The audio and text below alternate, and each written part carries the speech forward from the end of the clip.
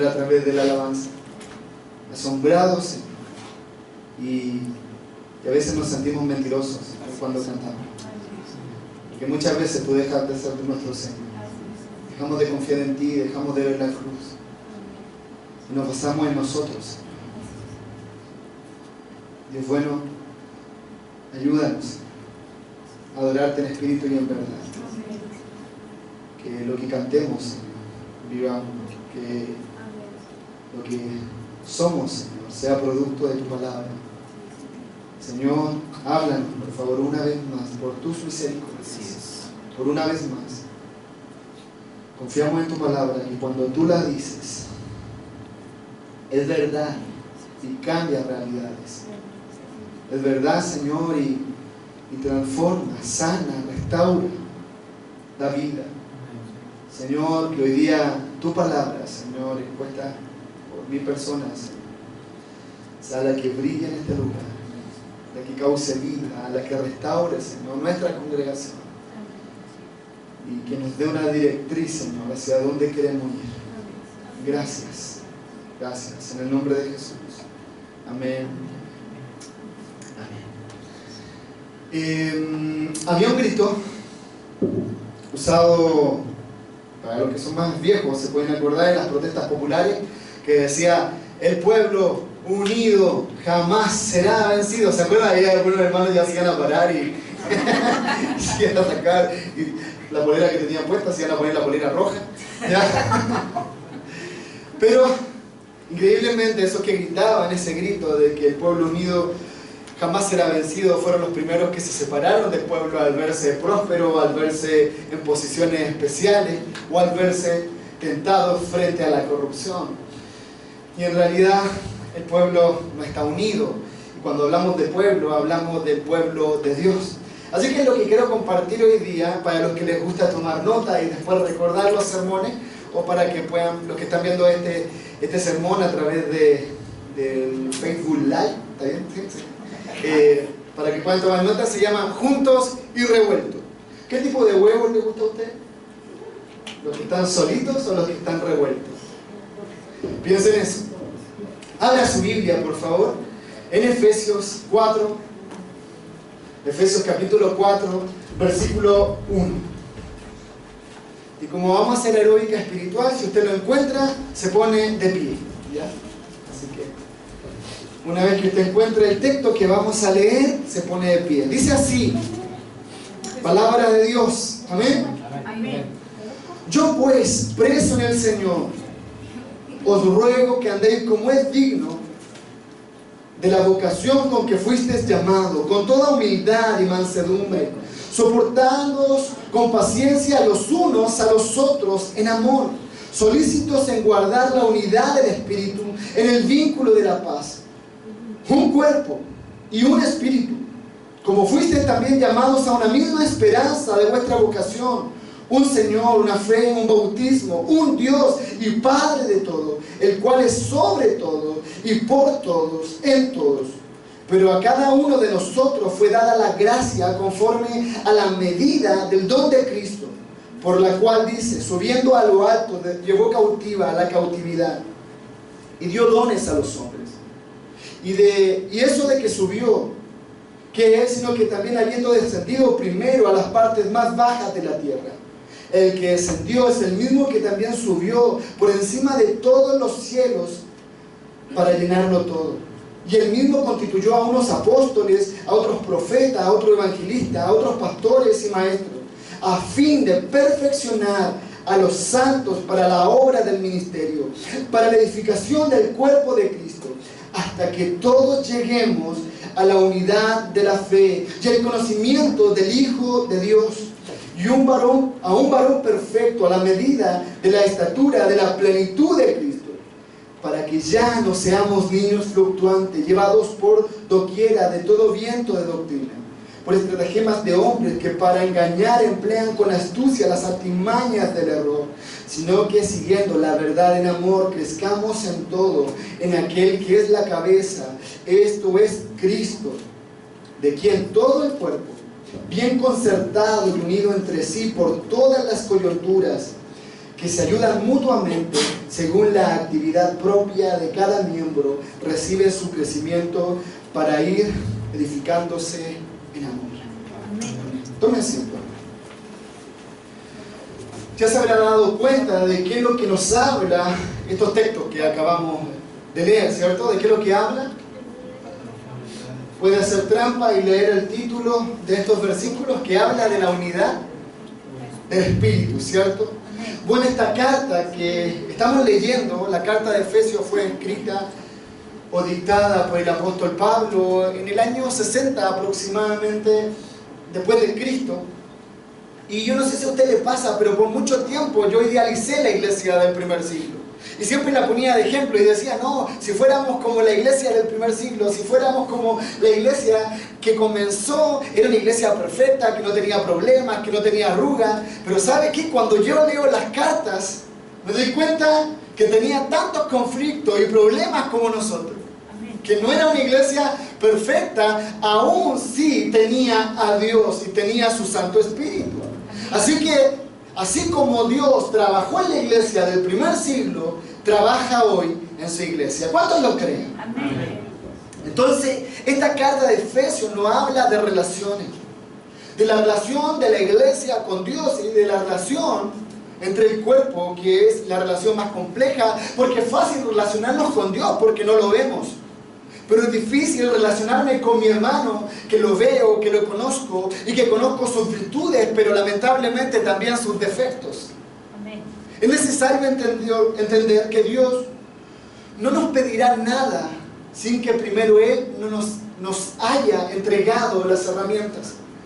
Le voy a repetir la idea. Dios no nos va a pedir nada sin que Él primero nos haya entregado las herramientas para cumplir la misión, el objetivo, el propósito por el cual Él nos pide algo.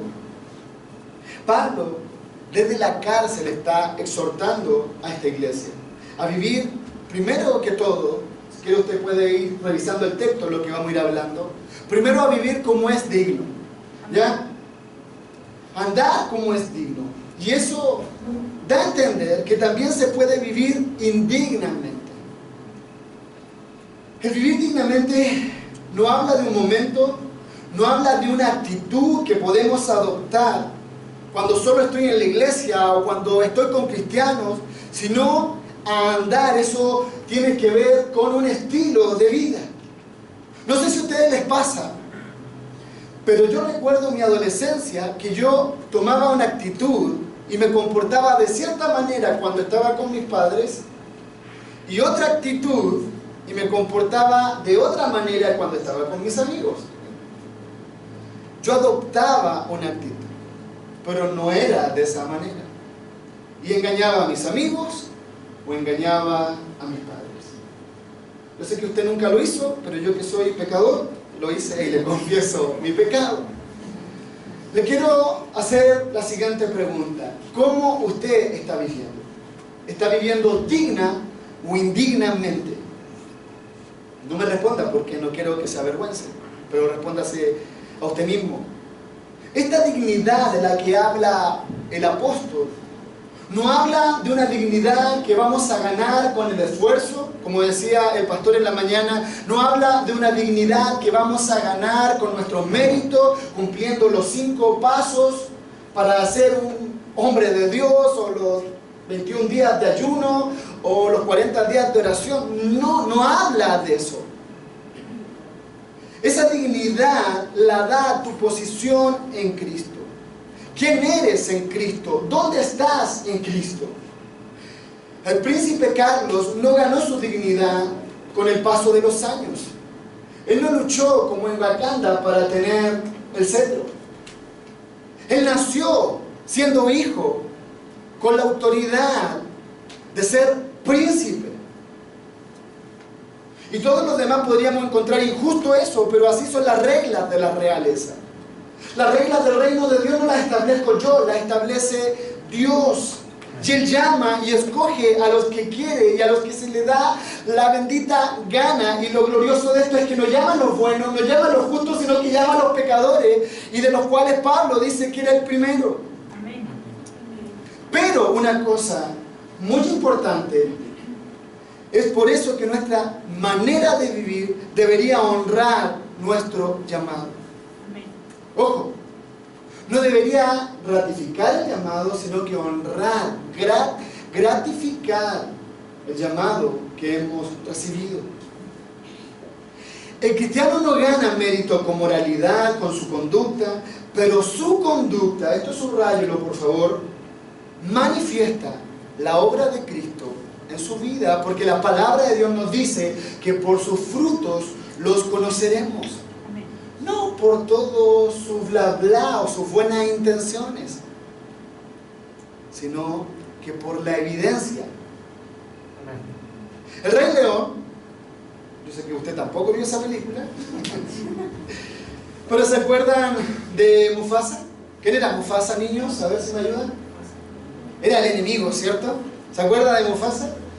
¿Qué es lo que quería este tío malvado? Quería el lugar de Simba, ¿cierto? Aunque solo Simba era un cachorro, sí, para este tío, ¿ya? Para este tío era un peligro inminente, porque él, por ser tío, en algún momento podía ser rey, pero quien estaba más cerca del cetro era Simba, ¿cierto? Porque él era la sucesión directa del rey. Dios se relaciona con sus hijos. Hay gente, hay circunstancias, Satanás, el ladrón, el adversario quiere sacarte de tu posición y la única forma es eliminarte. Tu dignidad, escucha esto por favor, se basa en que tú eres hijo del Rey de Reyes y Señor de Señores. No en tus capacidades, no en tu fruto, no en tus obras. ¿Se entiende eso? Gloria a Dios. Dios no busca, escuche esto, Dios no busca personas buenas, Dios no busca personas santas, Dios no busca personas piadosas.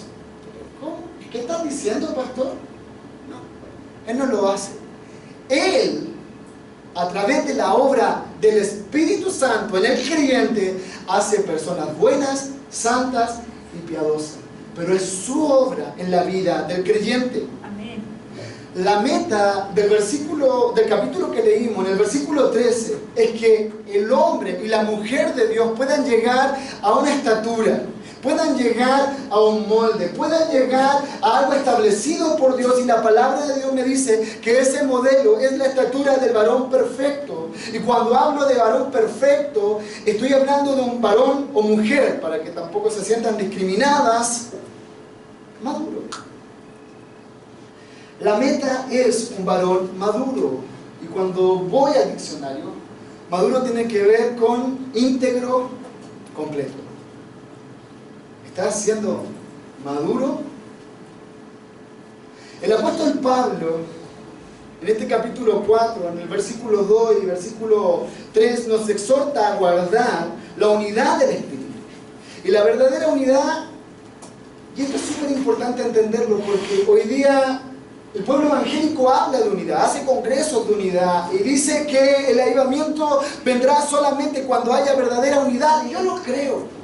Pero esa unidad siempre está en base a las actividades, a lo que se puede hacer de forma externa para lograr lo que se quiere lograr. Pero cuando yo voy a la Escritura no me está hablando de esa unidad, no me está hablando de eventos, me está hablando de una unidad que no viene desde afuera, que no viene desde las actividades y que se debe dar increíblemente y sobrenaturalmente de forma natural.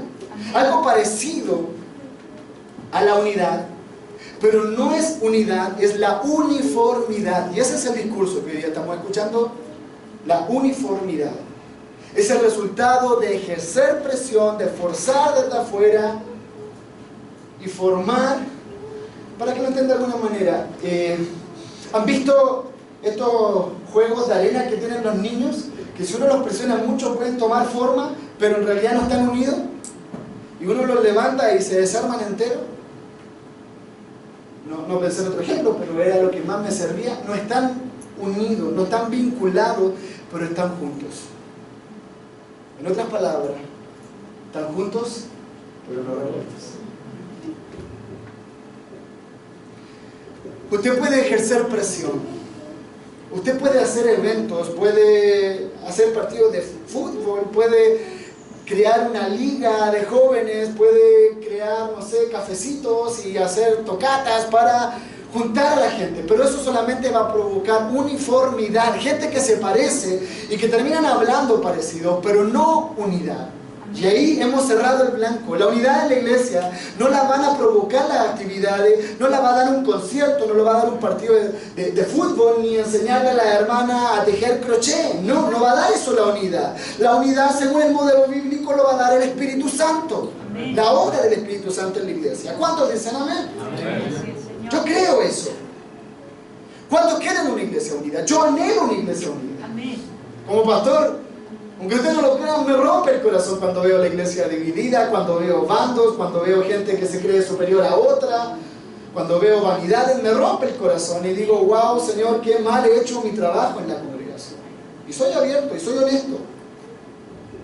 Hay una premisa en la guerra, y esa premisa es: divide y vencerás. Esa premisa yo no sé quién la inventó, pero estoy seguro que viene desde el mismo infierno. Entendemos a través de la palabra de Dios que nuestro adversario es el ladrón, y ese es tipo de Satanás, que tiene una fórmula de destrucción, y el Señor nos reveló esa fórmula en los versículos que nos leía recién nuestro hermano. Que el ladrón viene ¿con qué propósito? Según Juan 10:10, a hurtar, matar y destruir. La palabra de Dios hoy nos habla de algunos requisitos para poder lograr esa unidad. Así que, si quiere, va anotando estos requisitos y vuelva de nuevo al texto, porque vamos a estar todo el rato ahí sacando todo esto de los textos que acabamos de leer. Y esto va a tener dos partes, así que venga, por favor, la próxima semana y la próxima semana, porque en la semana subsiguiente va a venir la segunda parte de este sermón. Así que no se pierda. Estamos trabajando para usted. Requisitos para lograr la verdadera unidad. ¿Está bien el texto? Vamos al versículo 2. Y el primer requisito es humildad.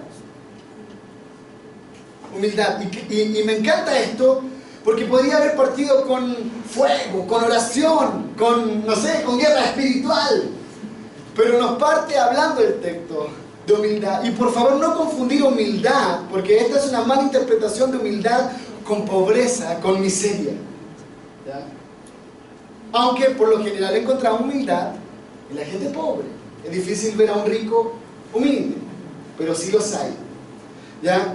Humildad significa poner, y me gusta esta definición que encontré en un diccionario bíblico, poner a Dios primero, a otro segundo y yo tercero. Esa es la razón por la cual hacemos iglesia.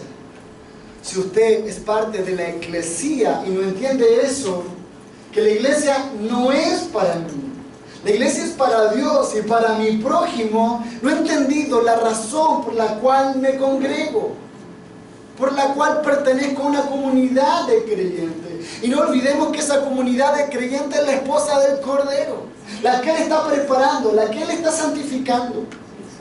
Dios es primero, y Él es el único digno de recibir toda alabanza y toda adoración. Invertimos el orden y es el principio del caos. Dividimos el átomo.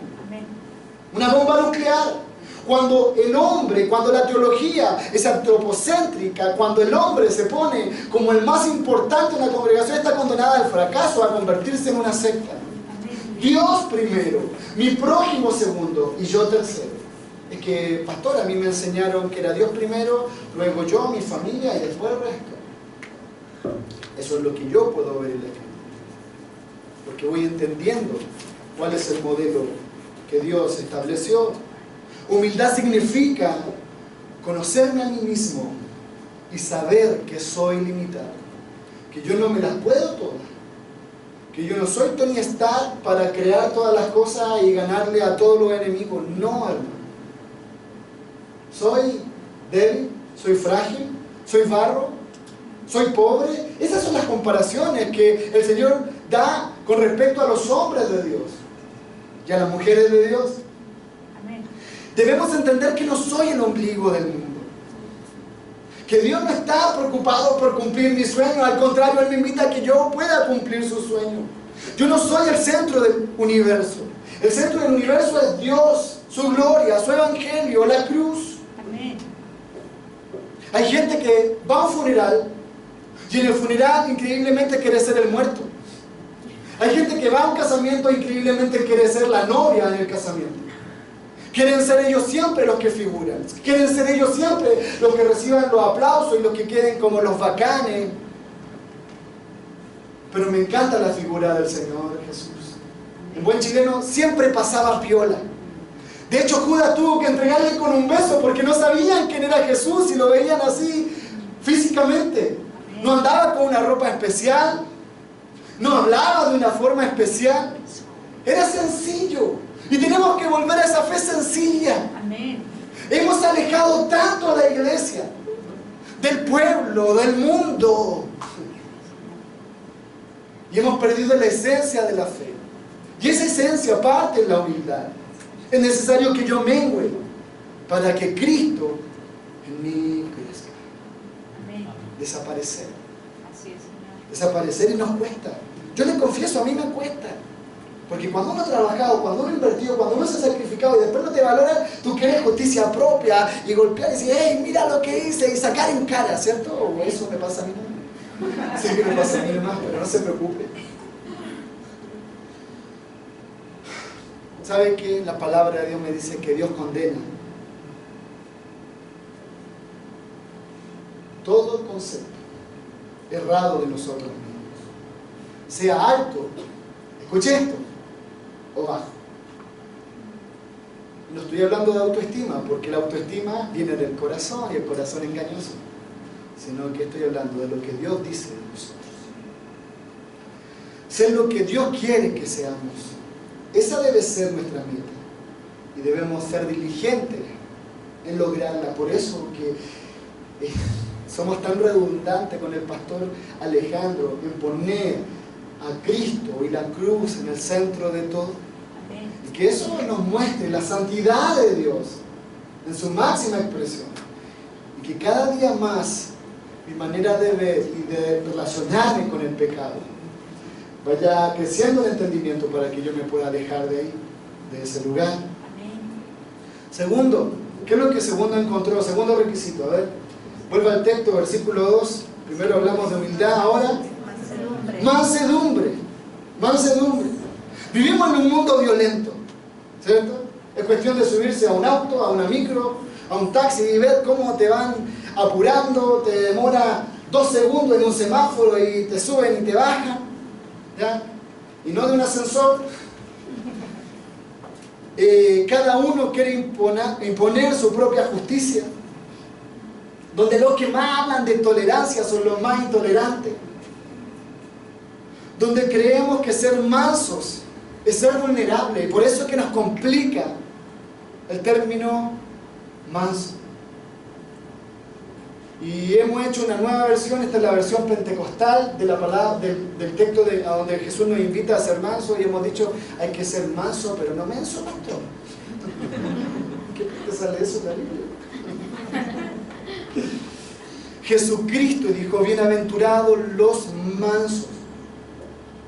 Mientras que en nuestro mundo se cataloga a un manso como una persona de carácter débil, que no tiene autoridad, que le falta liderazgo e inclusive poco productiva, yo miro al manso por excelencia. Y ese manso por excelencia es mi Señor Jesucristo en forma de hombre. Y Él mostró con su personalidad, con su vida, que la mansedumbre es poder bajo control. Amén. Esa es la definición de mansedumbre.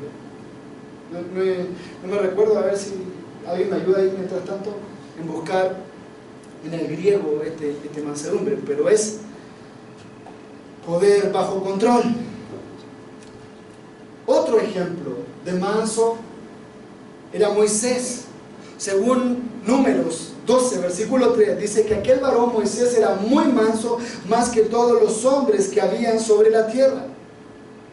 Pero a pesar de que era manso, porque a veces pensamos que por ser manso, por no imponerme, por no galletear, por no tener serrucho, por no hacerme una plataforma, voy a desaparecer y Dios no me va a tomar en cuenta y la gente no me va a tomar en cuenta. Pero mire cómo Moisés fue usado por Dios para hacer un despliegue de poder impresionante. Jesucristo era manso y humilde, pero su poder y su carácter le lleva a desalojar a los mercaderes del templo. Entonces somos invitados a ser mansos. Otra de las traducciones de mansedumbre es medicamento calmante. ¿Le han dicho tómate un armonil? Me lo dicen casi siempre. Tómate un armonil. No sé por qué, algo me querrán decir. ¿Ya? Pero la idea es un potro que había sido amaestrado. Un viento suave. Mire, esta comparación, un potro tiene mucha fuerza y que puede ejercer esa fuerza, pero aprendió a usar esa fuerza. Imagina el viento, lo que puede hacer el viento. Veía una imagen, no me acuerdo si fue en Chile o en otro país, cómo el viento fue tan fuerte que llegó a voltear una casa y ponerla patas arriba. Es poder, la mansedumbre es poder, que no te anula, pero poder bajo control. Tú sabes que si tú quieres puedes dejar la escoba, la embarrada, puedes hacer daño, pero tú puedes controlar eso y abstenerte. El hombre araña, no sé si vieron la película del hombre araña, no la vean, pero dijo que el poder conlleva una gran responsabilidad, y es verdad. El poder y el conocimiento nos hace responsables. Así que no abuses del poder que Dios te ha dado. No abuses del conocimiento que Dios te ha otorgado. Cuídate. Pero ¿sabes de quién te debes cuidar? De ti. Amén. De ti. Porque es muy sutil dejar de ser mansos. Tercero, ¿lo encontró? Vaya por favor al texto. Paciencia. Paciencia, muy bien, paciencia. Ay, eso sí que tenemos todo. ¿Quién me puede convidar un poco de paciencia? ¿Dónde venden la paciencia?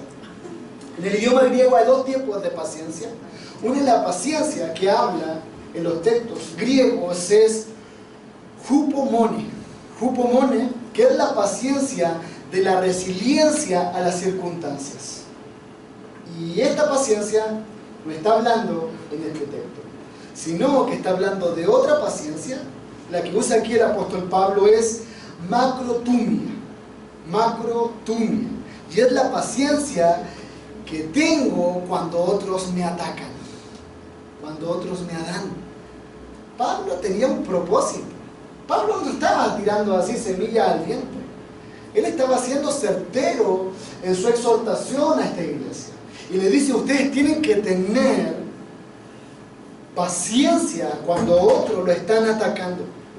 Amigo Jape, una vez llegó a una conclusión. Él era un gran pensador. Y él dijo que la paciencia era la ciencia de la paz, la verdadera ciencia. ¿Qué significa? Literalmente, una persona templada largamente. La paciencia que nos está invitando es ser templado. No quebrarme en medio de las circunstancias, no actuar de forma negativa cuando alguien me está haciendo daño, cuando alguien está haciendo algo injusto. Y nos cuesta, ¿cierto? Porque por lo general nos quebramos. Por lo general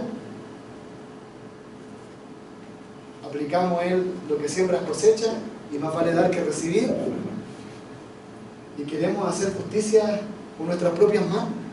Pero el apóstol nos invita a esta paciencia, que es un requisito para la unidad del cuerpo. Esta paciencia designa a la habilidad de resistir al sufrimiento causado por otros, a las molestias causadas por otros, a la desconformidad que puede provocarme a alguien, y sin luchar o agredir a otros. Nos cuesta. El Señor nos ayude, hermano. Cuarto. ¿Cuál es la cuarta característica o requisito para esta unidad? Sí, amor. Revise bien. Hay una palabrita por ahí. Bien, soportar. Es otra característica o requisito para la unidad. Soportar. ¿Qué es lo primero que se le viene a usted a la mente cuando hablamos de soportar a alguien? Siempre lo vemos así como algo negativo, ¿cierto? Así como, tengo que soportar a esta persona, Señor, dame paciencia. Pero ¿sabes que en el original no está hablando de eso? Sino que soportar tiene que ver con llevar a otro en andas, o alapa, para que no entienda en buen chileno. Como los otros carismas que nos está hablando el apóstol aquí, dones, solamente se puede lograr a través de la gracia. Y no puede ser mencionado aparte del amor, porque no lo vamos a lograr. Solo por medio de la gracia podemos soportar, llevar a alguien, a ese que es hediondo, a ese que me cae mal, a ese que me ha hecho todas estas, solamente a través de la gracia, porque cuando yo miro la gracia me doy cuenta que no la merezco. Usted se merece la gracia de Dios, es un don inmerecido, es algo que Cristo hizo no por mi mérito, es algo que Cristo hizo solamente porque me amó, y me amó con amor eterno, un amor incondicional. Entonces Él no solamente me dice yo te doy esta gracia, sino que ahora quiero que esta gracia la apliques a otro. Recibimos de gracia, damos de gracia. Y nos cuesta dar. Como he dicho en otras oportunidades, yo quiero para mi vida gracia, pero para otros quiero justicia. ¡Wow! El Señor nos ayude. Esa gracia debemos verla, que así como yo no la merezco, pero aún la recibo, también debo aplicarla con los demás. No solo merece, pero aún tiene que recibirla.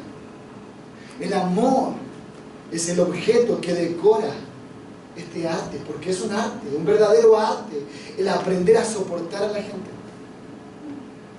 Aprender a soportar a esa mamá que se va poniendo vieja y que a veces es compleja, o a los hijos cuando son rebeldes o atrevidos, a ese esposo que está distraído. Soportar. Entonces, este consejo lo podemos aplicar en todas las áreas de nuestra vida, aunque le está hablando a la iglesia. Aquí Pablo está diciendo en realidad una lista, y si usted ya se dio cuenta, una lista del fruto del Espíritu. Esta unidad del Espíritu es imposible alcanzar aparte de la obra del Espíritu. Por eso que tiene que ser una obra sobrenatural. Humanamente nos vamos a cansar. Humanamente vamos a tirar la toalla y vamos a decir esto no es para mí. Apenas me soporto a mí, voy a soportar a los demás.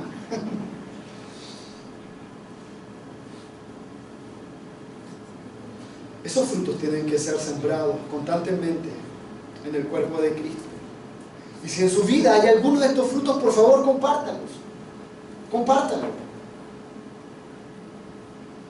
Porque una de las predicaciones más potentes, aunque no equipara la palabra de Dios, pero es su vida de ejemplo, su testimonio, cómo usted actúa. Hay una nube de testigos que usted está observando. Quinto, ahora sí, amor. Es la base de todo proyecto cristiano. Si cualquier proyecto, cualquier ministerio, cualquier obra, cualquier misión no nace desde el amor, nos fuimos a la vez, hermano. Nos pudrimos. Tiene que partir ahí. Tiene que partir en el amor. Si es por competencia, si es por desarrollo personal, dedíquese a otra cosa. Es la base de todo proyecto. Pablo dijo que puede llegar a alcanzar el conocimiento y el poder, pero sin amor no servía de nada.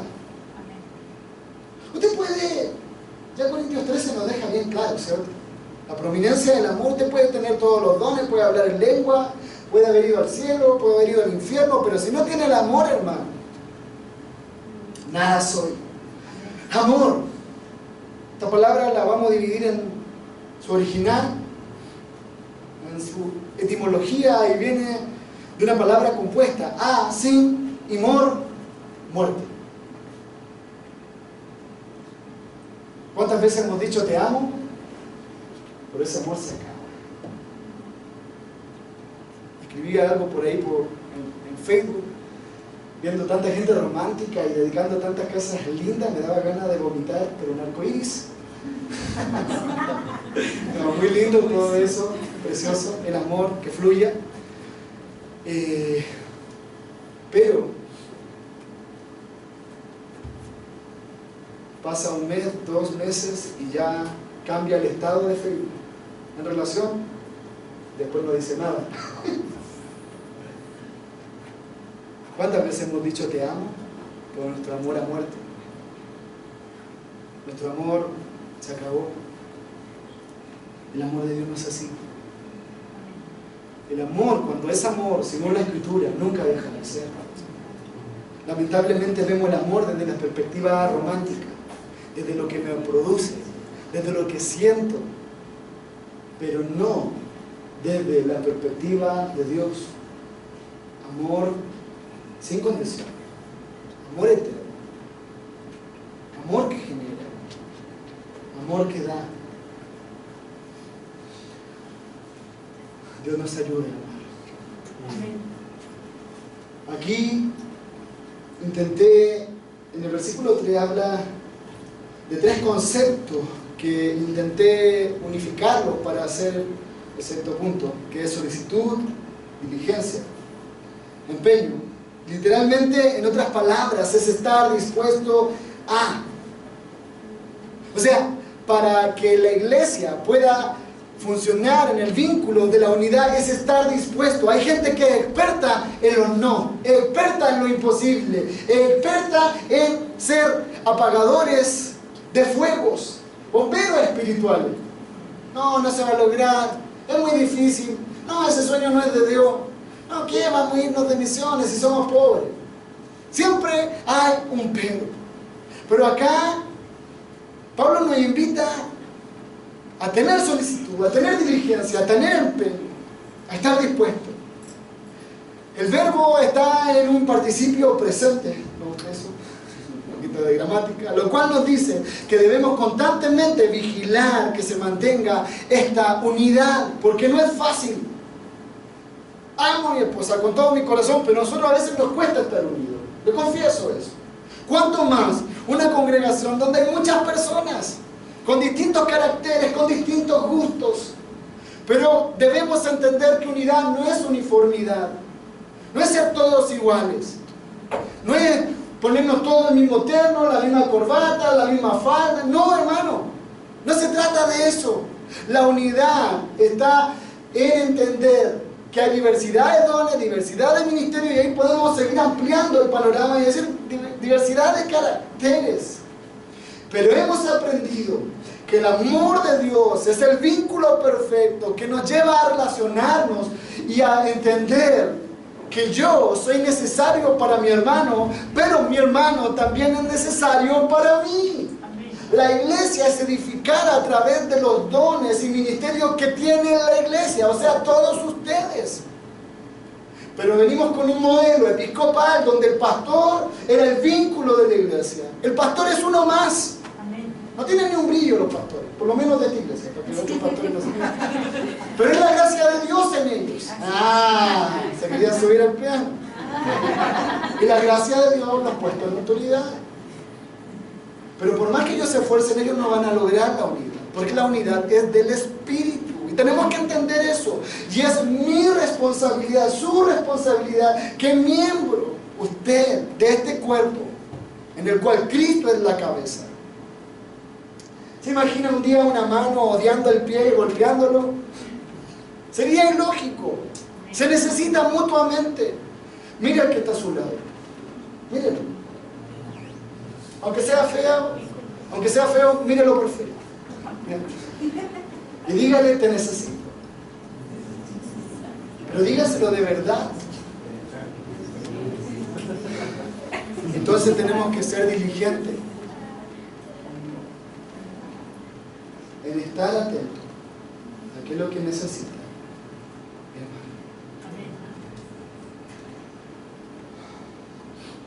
Una vez un consejero matrimonial dijo a su aconsejado: si quieren ser felices, ¿cuántos quieren ser felices y comer perdices? De verdad, me gustaría ser feliz. Deben trabajar en su matrimonio para nunca dejar de ser feliz. O sea, la felicidad depende de nosotros. Pero debemos trabajar en esa felicidad y llevémoslo a todo orden de cosas.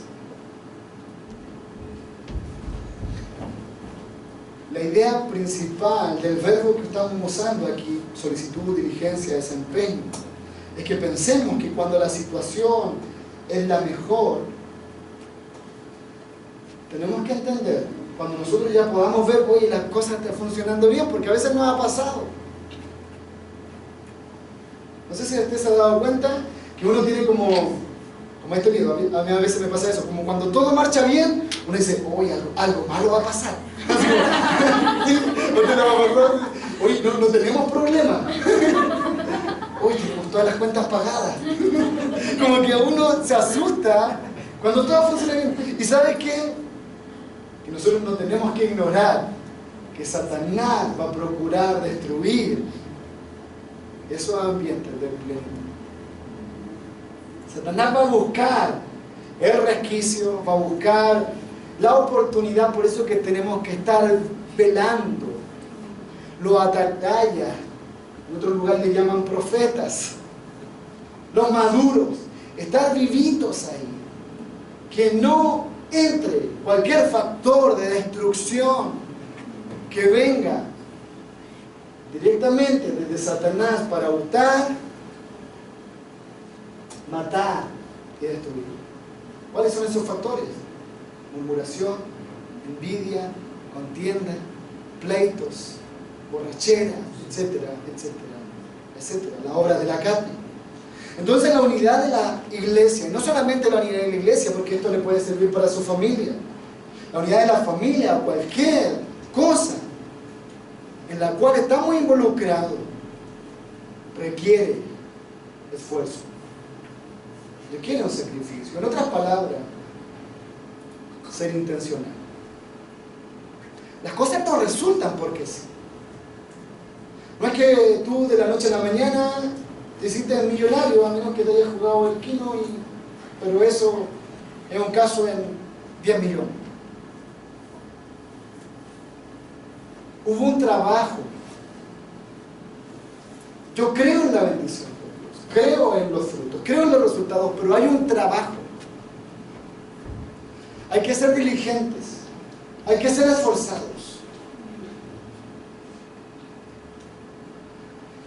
Y el último requisito, ¿cuál es? En esta primera parte, hoy día vamos a hablar de los requisitos, la subsiguiente vamos a hablar de los pilares. ¿Ya? ¿Lo encontró? A ver, vamos, versículo 3, ahí está la clave. Bien, la paz. Que no es lo mismo que paciencia. ¿Ya? A veces confundimos.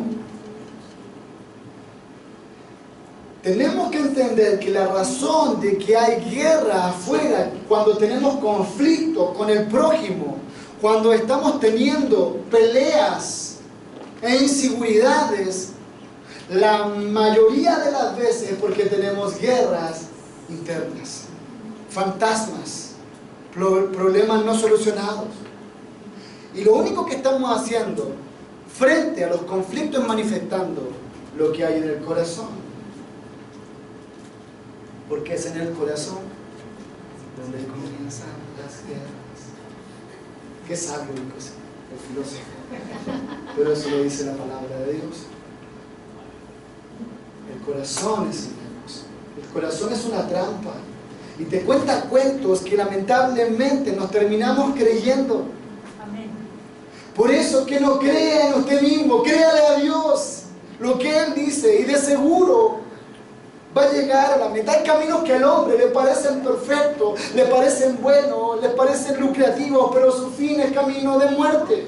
Amén. Entonces, de que haya guerra afuera es demostración de que hay guerra adentro en el corazón. Si un creyente no logra tener una vida íntima con Dios, una relación íntima, personal, difícil que pueda tener una relación íntima y personal con su prójimo. Tener paz alrededor fue producto de tener paz con Dios. Porque nuestro primer adversario sin la redención de Dios era Dios mismo. Él era nuestro primer adversario. Éramos enemigos. Estábamos en contra de Él, estábamos en contra de su palabra y lo manifestábamos con nuestros hechos. Pero hoy día, en Cristo, cuando somos nueva criatura, cuando la obra de la redención fue causa y efecto en tu ser, hoy día empiezas a ser reconciliado con Dios. Y no solamente reconciliado, sino que también a ser un reconciliador con otros. Evidencia de la paz de Dios. Entonces, la paz es sumamente importante. Cuando la paz de Dios regule nuestra vida cristiana, esa paz, ¿me entendió a qué me refería? La paz del Evangelio, la paz de la cruz, la paz de entender que ya fui perdonado y que Cristo es suficiente en mi vida, porque los conflictos por lo general se provocan por mis inseguridades, por mis competencias, por querer ser lo que no soy. Y cuando entiendo que Dios me ama tal cual como soy, y no me ama más por lo que haga, y no me ama menos por lo que haga, me ama con amor eterno, yo no tengo que complacer a nadie. Tengo paz para con Dios y conmigo mismo. Y cuando yo tengo esa paz, si me miran en menos, me da lo mismo. Dios te bendiga. Hello. Y no es que sea un bicipap espiritual de otro mundo. No. Es que entendí que mi dignidad, mi lugar, mi posición no se basa en lo que yo haga, se basa en Cristo. Amén. En Cristo. Por eso que esa es la piedra angular de la unidad, Cristo. Y de ahí parte todo lo demás y todos estos frutos. Cristo es la unidad de la iglesia. Entonces necesitamos que la paz regule nuestra vida, que sea el termostato. Cuando usted se empieza a calentar, entienda el concepto de calentar. Ay, Señor, dame paciencia. No, Señor, te lo lleva o te lo mando. Piense en lo que Dios hizo por ti. Amén. Podemos construir esa unidad y podemos llegar a la unidad de la iglesia. Parece imposible, pero vamos a trabajar. Hay pega, hermano. Acá hay un letrero que estoy poniendo espiritualmente, véalo por fe, que dice: hay vacantes. Le estoy entregando las herramientas. ¿Quiere sumarse a este trabajo? Dígame. Amén. Hermano, yo quiero ver una iglesia gloriosa. Amén. Una iglesia que se ame, que se entregue, que provea, que dé, que se preocupe, que tolere de verdad. Amén. Que no seamos solamente de boca, sino que también de arriba.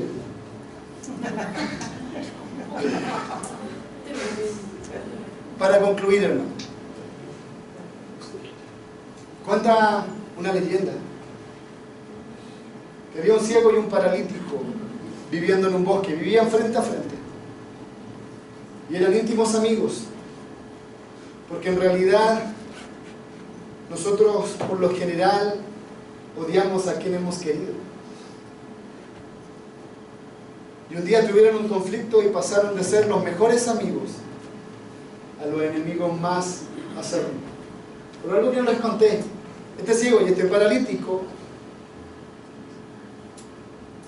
vivían solos, abandonados ahí en ese lugar. Había más gente alrededor del bosque.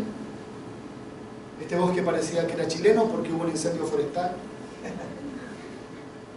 y se empezó a quemar todo. Y el ciego entra en pánico y no tenía por dónde escapar, y empezó a dar vueltas en círculos gritando que se quemaba. Y el paralítico lo único que podía hacer era gritar ayuda porque no se podía mover. Venía el fuego, venían las llamas, venía lo peor para su vida. Tuvieron que doblegarse, tuvieron que tragarse su orgullo y tuvieron que entender que la única forma de poder ser salvos era a través de la comunidad, de la comunión de unos con otros. Ese ciego y ese paralítico se salvaron mutuamente, porque uno pudo guiar y el otro pudo llevar a andas. Cristo viene por su iglesia, una iglesia que no es perfecta, que honestamente, si somos honestos, una iglesia que está llena de ciegos y de paralíticos del alma, cojos. Por eso que estamos aquí, porque necesitamos a ese Salvador. Y la única forma en que podamos ser salvos es a través de la obra del Espíritu Santo en su iglesia. Cuando yo entienda que necesito a mi hermano, que Dios le bendiga. Señor, gracias. Gracias por tus palabras. Que esta exhortación del apóstol, Señor, ya casi 2000 años, Señor, hoy día no hace tanto sentido, Señor, y lo que vamos a ir viendo, Señor, más adelante nos va a confrontar más. Señor, necesitamos la unidad, la verdadera unidad, no una unidad superficial, no una unidad de risas falsas alrededor de una botella de vino o de entretención, sino que unidad, Señor, esa unidad que tú tuviste por tus amigos, que llegaste a estar dispuesto a dar tu vida por ellos. Señor, no queremos que esta sea una de tantas enseñanzas, sino empezar a trabajar con diligencia, a esforzarnos por esta unidad que viene por obra de tu Espíritu Santo. Por eso, Señor, que decimos hoy día como congregación, si tú no edificas la casa, Señor, en vano trabajamos, en vano nuestro esfuerzo, en vano en todo lo que podamos hacer. Pero sabemos que tú sigues preparando a tu novia, a tu hermosa novia, y que la vienes a buscar, una novia sin mancha, sin arrugas, que se guarda para ti. Nosotros queremos ser parte de esa novia. Trabaja en nosotros, que podamos manifestar esto. Gracias. Gracias, Dios. En nombre del Padre, del Hijo, del Espíritu Santo.